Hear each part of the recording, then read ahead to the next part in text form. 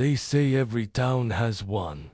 That one house, the one the kids dare each other to touch, the one whispered about in hushed tones after dark. In my town, it was the Blackwood House, a skeletal Victorian thing perched on a hill overlooking everything, its windows like vacant eyes. I was a skeptic, a teenager fueled by bravado and a need to disprove local legends. So one humid summer night, armed with a flashlight and a cheap camera, I decided to see for myself. The front gate groaned open like a dying man. The air inside the property was instantly colder.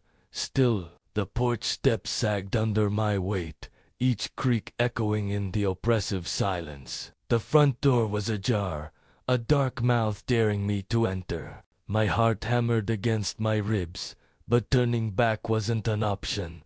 I pushed the door open and stepped inside. Dust motes danced in the beam of my flashlight, illuminating a grand foyer, frozen in time. A sweeping staircase, shrouded in cobwebs, led to the upper floors. To my left, a living room furniture draped in white sheets, like rows of ghosts. The silence in here was different. It wasn't empty, it was heavy, expectant. It felt like the house was holding its breath. I started filming, my own shaky breathing the only sound. I narrated my ghost hunt, my voice sounding small and foolish in the vast space. As I panned the camera across the living room, I saw it.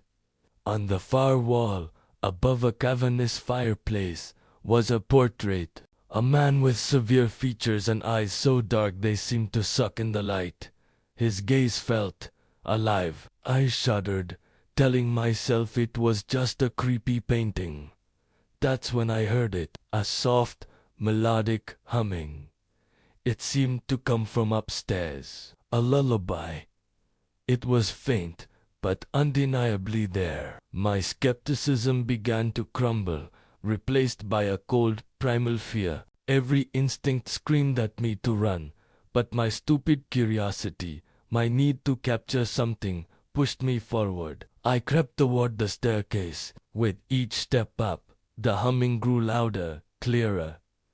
It was a woman's voice, a chillingly sweet sound in this place of decay. The air grew colder still, and a strange, floral scent, like wilting lilies, filled my lungs. I reached the top of the stairs. A long hallway stretched before me, lined with closed doors. The humming was coming from the last door on the left. My hand trembled as I reached for the doorknob. It was ornate and ice-cold to the touch. The humming stopped. The sudden, absolute silence was more terrifying than the sound had been. I held my breath, listening. A floorboard creaked inside the room. My courage shattered.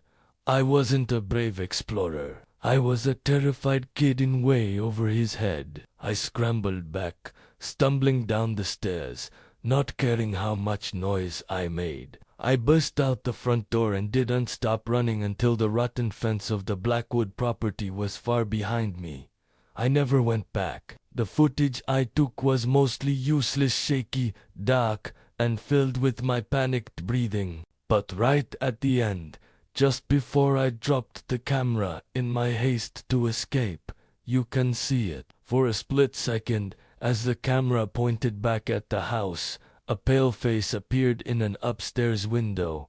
It wasn't the man from the portrait. It was a woman, her mouth open in a silent, humming "oh." She was watching me go. Some legends, I learned, are better left undisturbed. Thanks for listening. And if you enjoyed this story, be sure to follow for more. Stay safe out there.